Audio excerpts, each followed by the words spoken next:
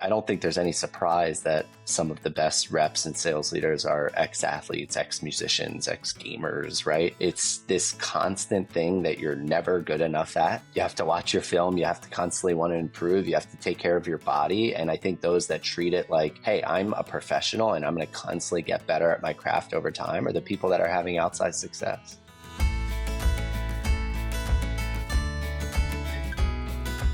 Welcome back to the Thoughts on Selling podcast. Today, it is my absolute pleasure to have Todd Busler joining me. Todd and I met on LinkedIn. I can't remember exactly how we met Todd, but it must have been an alignment of the stars somehow. Pavilion Conference. Right. Yeah. The Pavilion Conference, GTM 2024 in Austin, Texas. What a wonderful event with lots and lots of people sharing expertise and just having a good time. And of course, Austin is a great town. Todd, first question, who is Todd Busler? I grew up in a beach town, New Jersey, surfer kid, always worked in like tourist related jobs. I played football, figured out how to get my way into Penn. And Penn had an awesome time. Everyone seemed to go to finance. I wasn't really excited about that thing. And people had always said you should get into sales. I stumbled my way into getting a job at SAP, mainly just because I had some friends a year older than me that were working there. And I thought I was going to get into a sales program. And what I found out, it was actually sales engineering, which I had no idea what was at the time. And that really just kicked off my journey in tech. That was, 12, 13 years ago, and started as an SC and then realized I wanted to be a seller, and then said, okay, I don't have enough gray hair to sell at SAP yet. I got to go to a smaller company, and moved out to San Francisco and started working at Square and watched the whole sales machine get built there. And I started just pulling more and more of my curiosity and interest around, wow, okay, there's a machine that people build in revenue organizations, hiring and comp plans and enablement and territories and all of this tiering of, comp structures and all of this stuff. And more, I just wanted to own bigger chunks of that, not because of like ego driven, just because I thought exposure to more of it was interesting. And that led me to go take a shot on a really small startup that was like 5 people called Keep. And I got lucky that I joined one that had some real fit and a real pull in the market, and spent 6 years there, going from like 0 to north of 40 million, and learned from some great CROs, learned from a professional CEO. And that led me to see some of the problems that Champify is out to solve. And I think it was kind of a good time for me to say, hey, I like what's happening in the market. I think I'm the right person to solve this. Let's go for it. So I assembled a team, started Champify, and I've been heads down 100% focused on this for the last 2.5 years.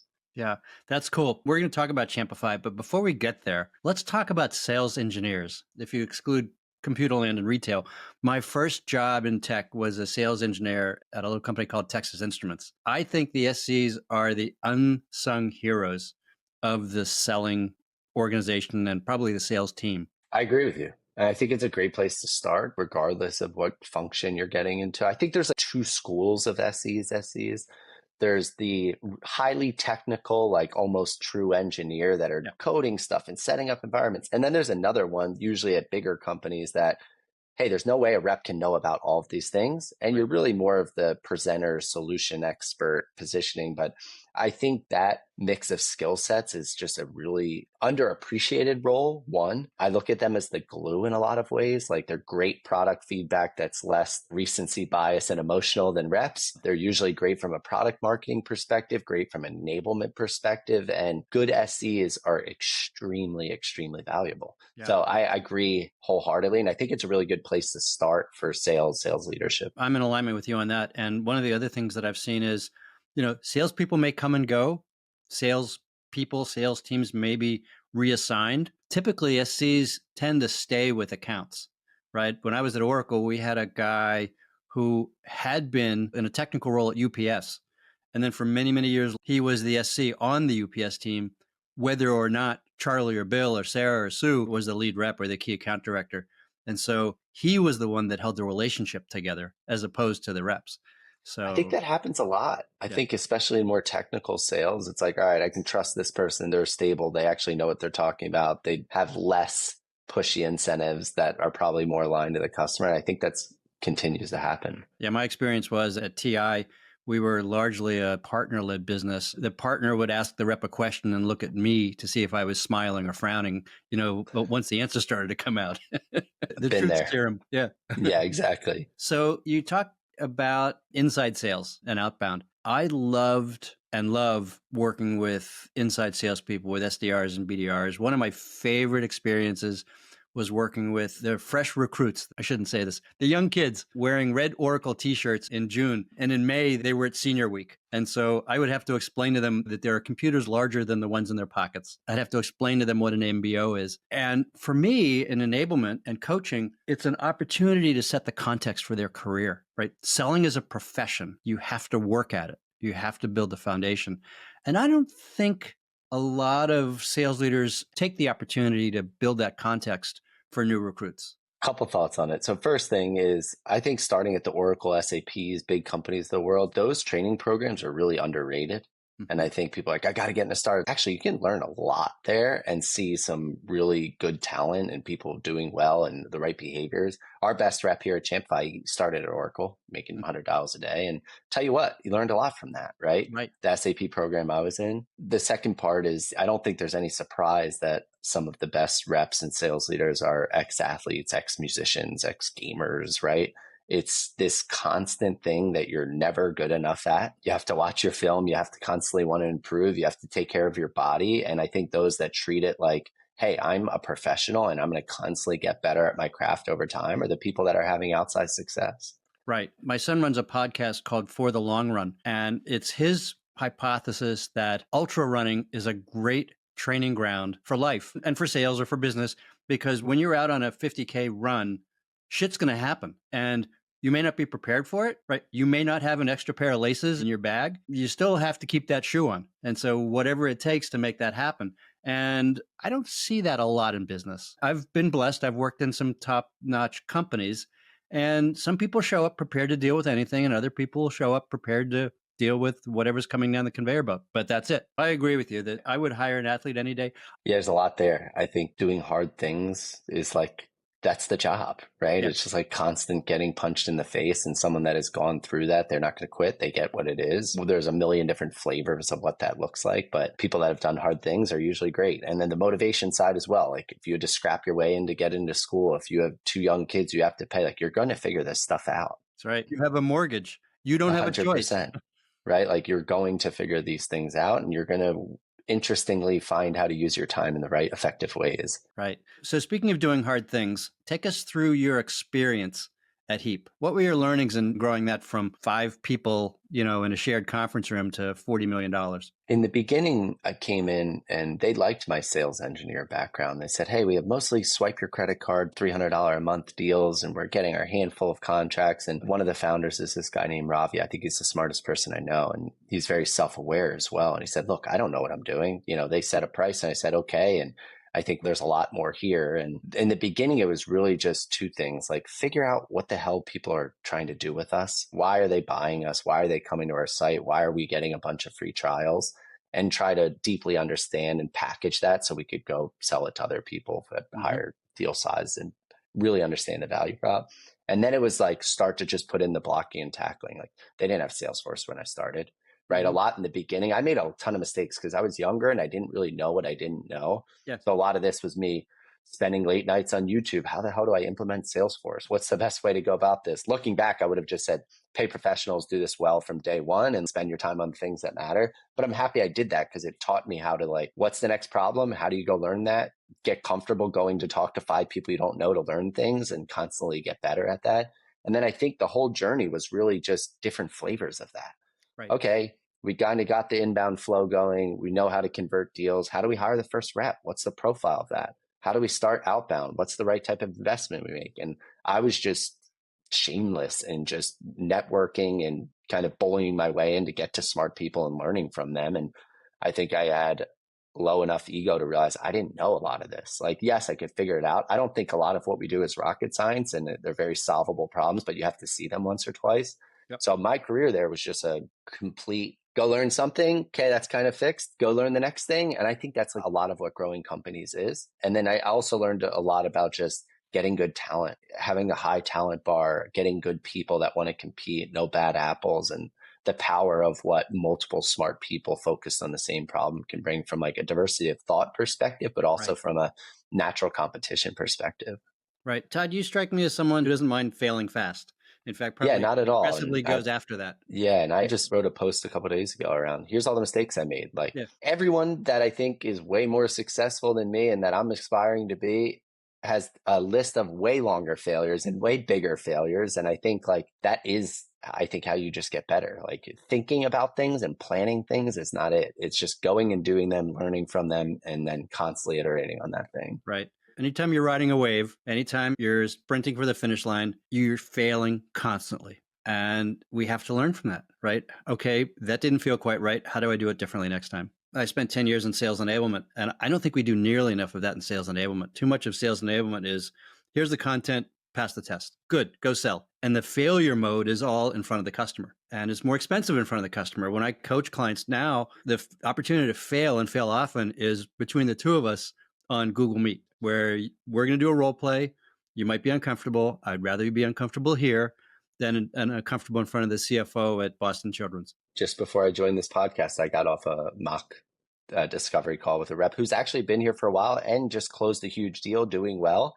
Mm-hmm. But I've been listening to some of the calls. I'm saying, hey, this can be better. Let's go practice it. Yeah. Right. So I think enablement is highly underinvested in. And I think the way people approach enablement, although I do think it's changing in a lot of good ways, is, hey, we do this one SKO, go train everyone. Hey, you got certified, go. And micro sessions more consistently is something that I think is extremely important. I'll tell you a story on this real quick. We brought in a COO because we had 2 first-time founders. We got to like 20 million or so, and we were starting to be like, all right, this is a big boy company now. Like we need some people really helping us out and raise a lot of money. And the COO eventually became the CEO. And I'll never forget in like his first week, he's like, all right, Todd, you're going to run Friday, 9 a.m. enablement every single week. And I was like, what am I supposed to talk about every single week? And it was the best thing we ever did. Yeah. Right. And I think people dramatically underinvest in it. Right. Personal bias here. A lot of the people that are hired for sales enablement come out of training. They haven't sold. They don't know what it's like to sit in front of a customer, stand in front of a customer. And so I look for curiosity as a key attribute and the ability to pivot, because you have to be able to pivot. Having said that, I have to share this with you. I am going on stage for the first time tomorrow with an improvisation troupe. I've gone to 2 workshops and 2 practices. Now I'm getting on stage. And the whole thing about improvisation, number 1, you have to listen. Number 2, every response is an offer. Wait, no, that's sales. No, that's improv. That's both. Yeah, I'll tell you what, I'm like pretty comfortable public speaking. That seems like a nightmare to me, which probably means I should lean in and try something like that. Absolutely. Going back to the hard things. I mean, that skill set is valuable. Yeah. So what were 2 or 3 of the key lessons you took from Heap that you're bringing over to Champify? And as part of that, tell us about Champify. What was the problem that you saw that you wanted to solve with Champify? Yeah, so the problem I saw was sales has changed a lot in the last 10, 12 years. You mentioned the red shirt interns or first years at Oracle. We got really good at Heap at getting younger talent out 0, 1, 2 years out of their school and getting them to be pretty productive in the SDR kind of inside sales model. Now, at that day, there was huge arbitrage of like you were really good at using outreach and SalesLoft and could get the right data providers, and like automation worked at a really successful level. That changed. Right. I saw that firsthand change, and we hit like 20, 25 million. All of a sudden, it's like, this thing isn't working like it did. And man, we're really kicking ourselves for not investing or having the right marketing leader beating a drum over multiple years. Right. And I think that ultimately led to a lot of the slower growth of that company. But the main kind of critical moment of when I realized that there's a here was essentially I was in QBRs all the time, and I'd always see, oh, this deal's great because we had a former buyer or a former user, power user at company A, and now they're in company B and they're really coaching us. And now we have a real champion and we understand the business case. And I kept seeing that time and time again. And I was like, we could fill a US football stadium with the amount of people using our product and have bought our product, right? It was like 50, 60,000 people. And I know that our existing tooling is only helping us catch some of that.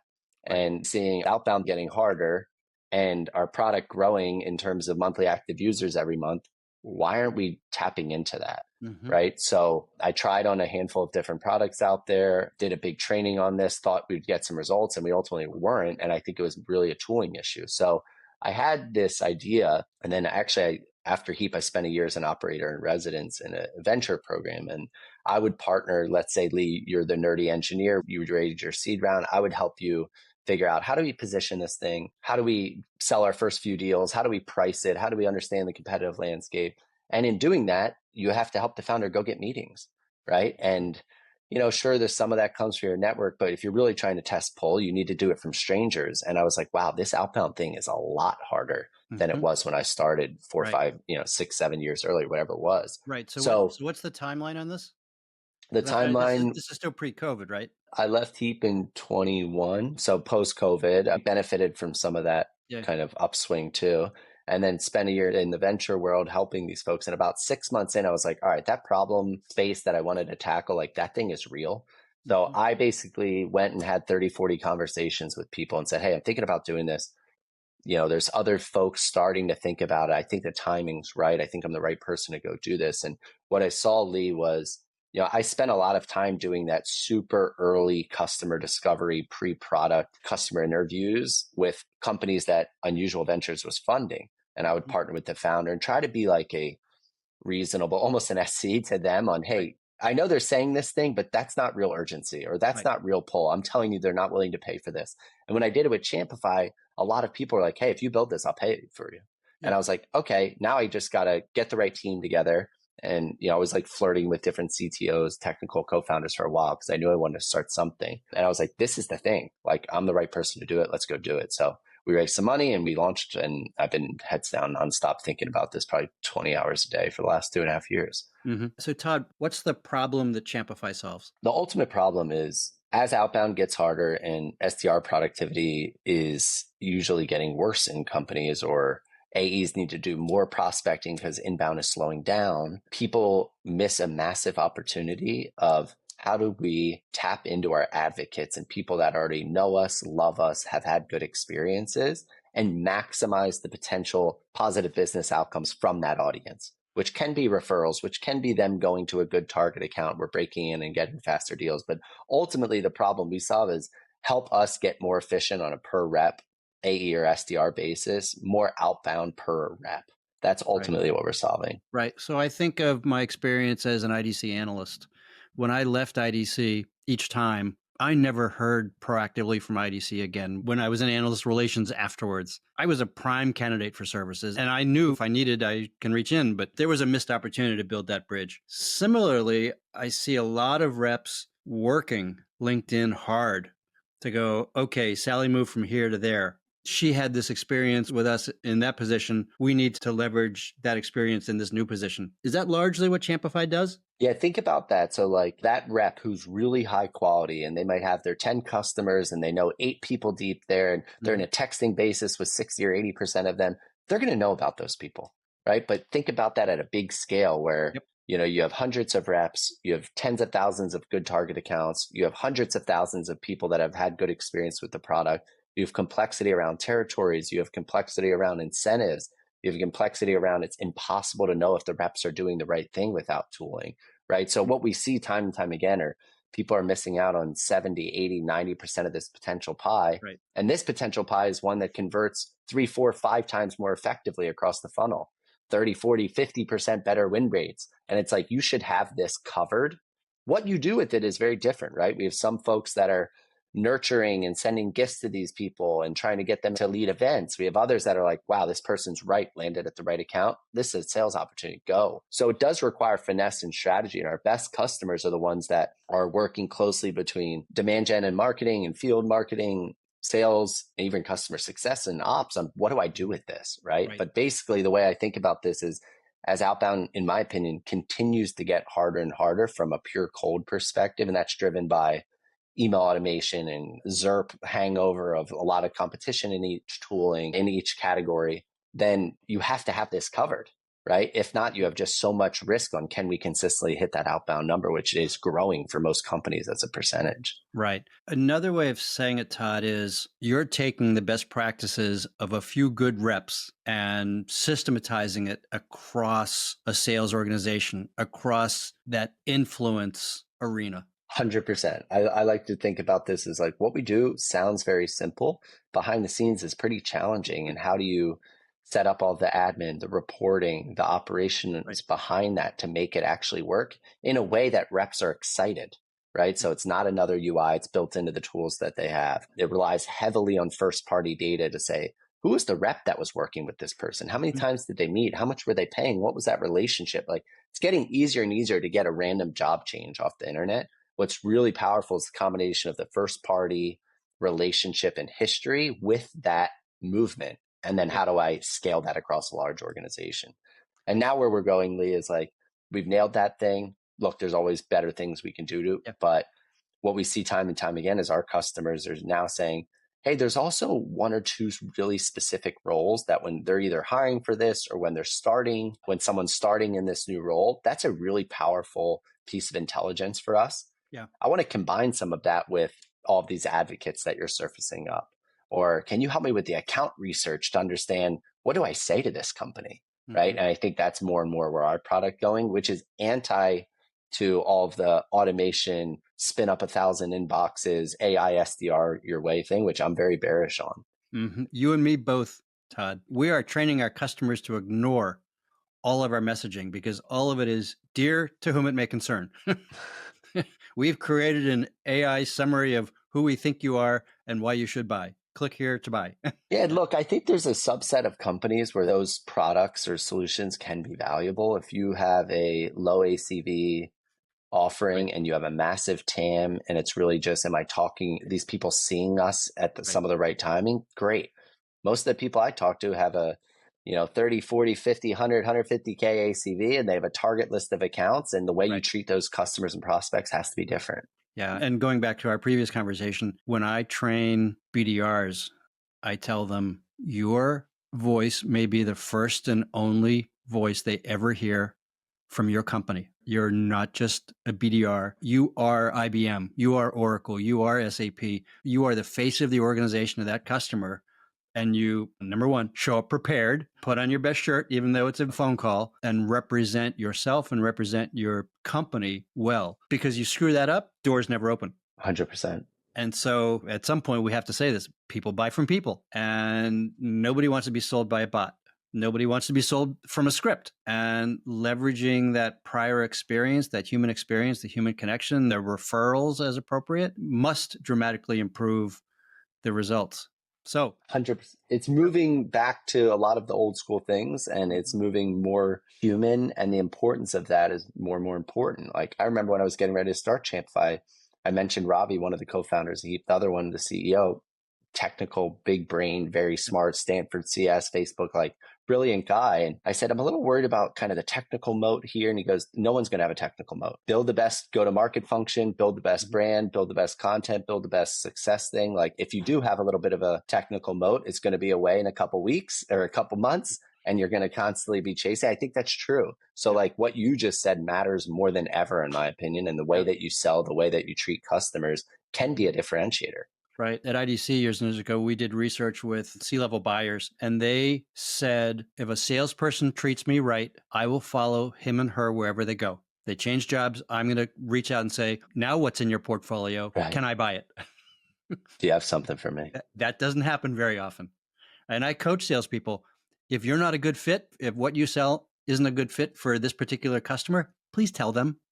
100%. You might not make quota that quarter. You're going to have a customer for life. Couldn't agree more. I'm in a unique spot where we get to work really closely with close to 100 customers. And I talk to way more than that. And a common theme I see is, yes, the importance of showing up and doing the account prep and all of what you're saying, not belittling that by any means, but also just, hey, we can't spend time selling to people that are not great fits. Right. Like, most people are getting way more narrow in the types of companies they're talking, the use cases they're trying to do well, instead of, when we're in the ZERP area of like, that's close enough, whatever. Yeah, sell, so I couldn't agree more. I remember a book written by Jacques Worth, a short book entitled High Probability Selling. And Jacques' pitch is disqualify early. No is okay. In fact, no is great. Because if I get to no early, that means I can focus to others that might be yes more quickly. Quick no's are good. Yeah. Long no's are bad. And, exactly.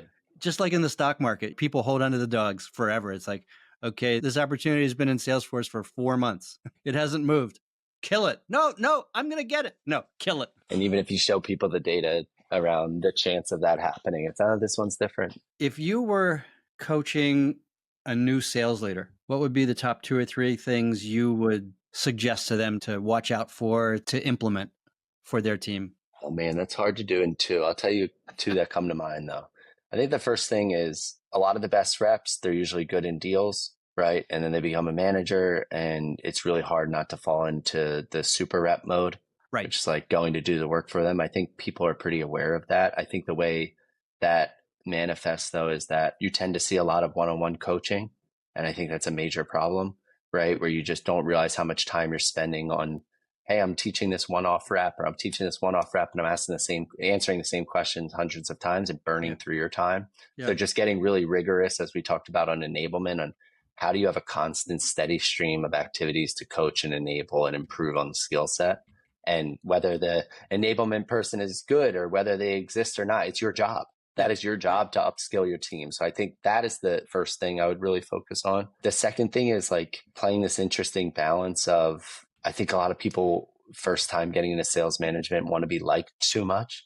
And it's like your job is to not be friends with all of these people. Your job is to look, yes, motivate and hold them accountable, but your job is to ultimately get the best results from that team. And I think the key there is you have to set the culture of what you stand for. So, hey, you better be prepped on time. We don't mess around with Salesforce being stale. We have a culture of accountability. If we commit to something, we're going to deliver. I'm going to share bad news early. So I think just setting the culture of what it is that your team is about.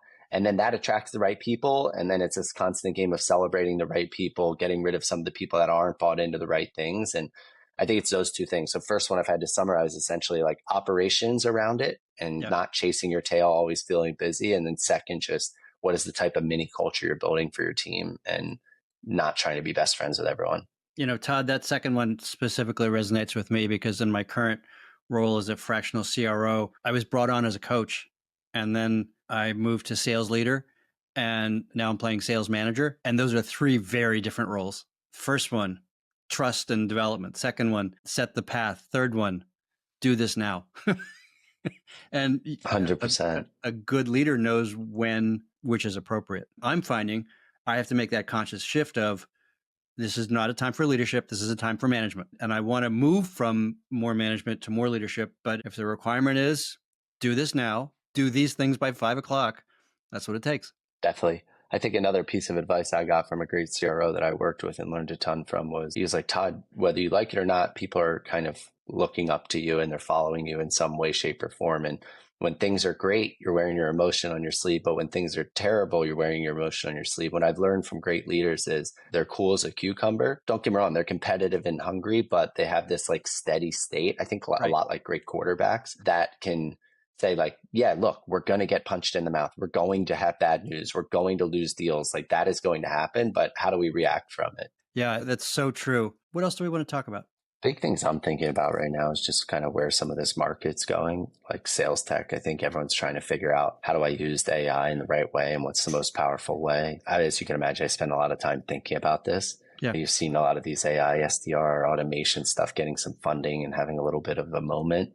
But I think ultimately AI gives us an opportunity to be able to be more human and gives us an opportunity to be way more researched.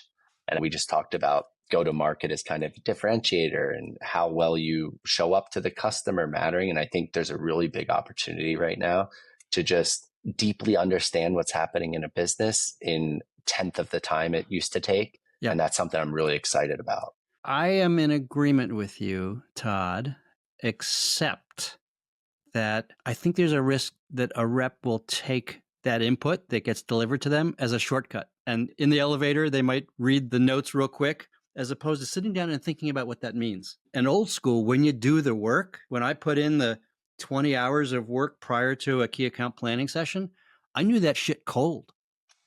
And I was able to say to this CIO at Xerox, you've got a split coming up. Xerox is divesting of the BPO operation in 16 months. Your CFO is going to come to you sometime real soon and say, what are our plans for divvying up our IT assets?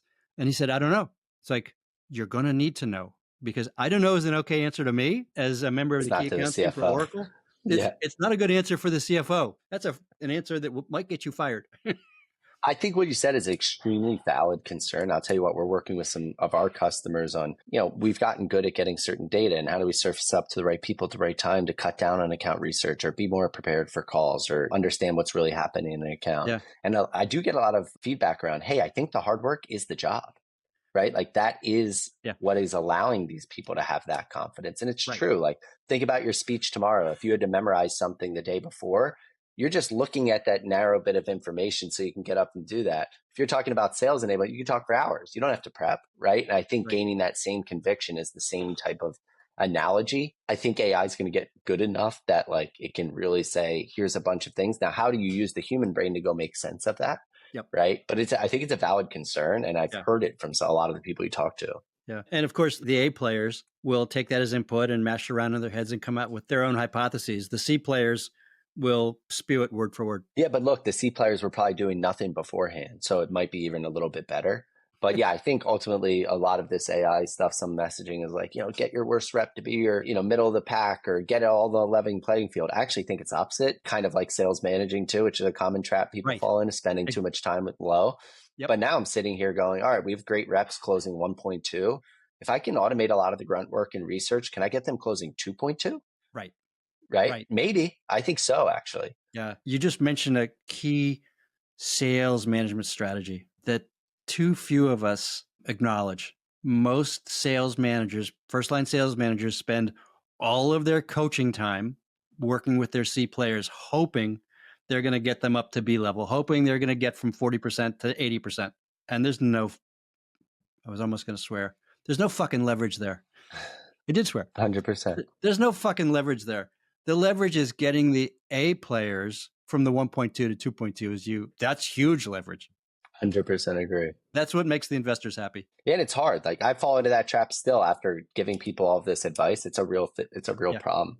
Yeah. With milestones and investors, they don't care if you have to let go X number of C players. They care a lot if your A players aren't delivering the goods. And it's the A players that deliver the goods. In this world that we've gotten into where people care more about efficiency and not growing at all costs, like, if you could actually have less reps that are having way more output, everyone's happy right now. Yeah, nobody gets participation awards. Mm-hmm. This has been a fabulous conversation. We need to do this again and get to volume 2. A couple of key takeaways. First, we haven't said this, but the art of selling hasn't changed. The tools we bring to it have. Manager as efficient coach, not super rep. So many people get that wrong. And first, I have a good friend that went from rep to manager to VP of sales to SVP of sales. And he goes, this is shit. I'm spending all my time approving expense statements. I'm not making as much money. He demoted himself back to rep. And he goes, Lee, I'm having more fun. I'm making more money. I spend my weekends with my wife. And he goes, the expected ladder for salespeople is not the one that most should take.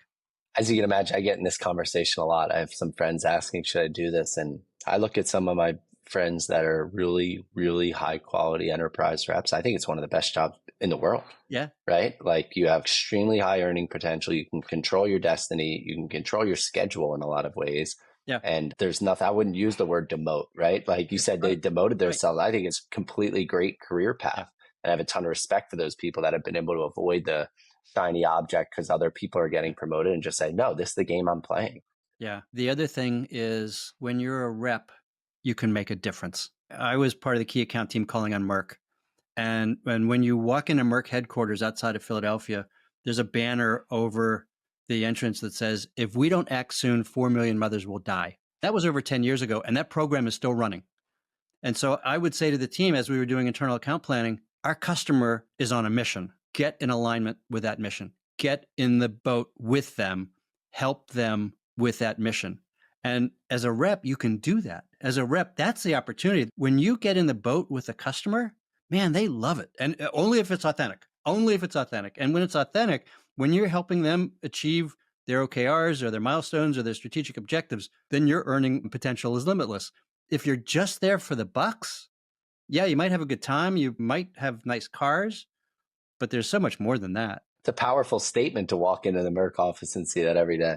A second takeaway from a sales leadership standpoint, you don't have to be liked. You do have to create a culture of what you stand for, a culture of accountability, a culture of delivering and the whatever it takes mindset. Any other final points you want to nail down before we sign off? Only other final point I'd say, if people are listening to this podcast, it means you're out there trying to get better, which I think is great. I think if we started this conversation with it's a profession. I just saw my Spotify Wrapped and how many hours I spend listening to a podcast. Like, I think it's great that people are just constantly trying to improve. I think the other thing I would say is, look, Lee, you've had success. I've had a little bit of success, hopefully way more to come, but no one knows all the answers. Like, this shit is hard, right? And everyone out there spewing advice on them being the best. Like, this is hard. It is a tough job. There's a reason why people are highly compensated for it. I would tell people, don't get discouraged if you feel like people have all the answers when you're reading things on LinkedIn or podcasts. It's like everyone is going through some version of their own kind of problems and challenges. And I think that's what makes it fun, because this thing is never perfected, and you're constantly just trying to get better. And I think that's why people stay in this profession for a while. Yeah, that's a great point. And I'm tempted to say that people that are posting about how wonderful their lives are on LinkedIn aren't out on the trail trying to figure out how to keep their shoe on with a broken lace, right? They're not actually in the game, 100%. Well, Lee, I appreciate you having me on. Yeah, this has been fabulous, Todd. Thank you.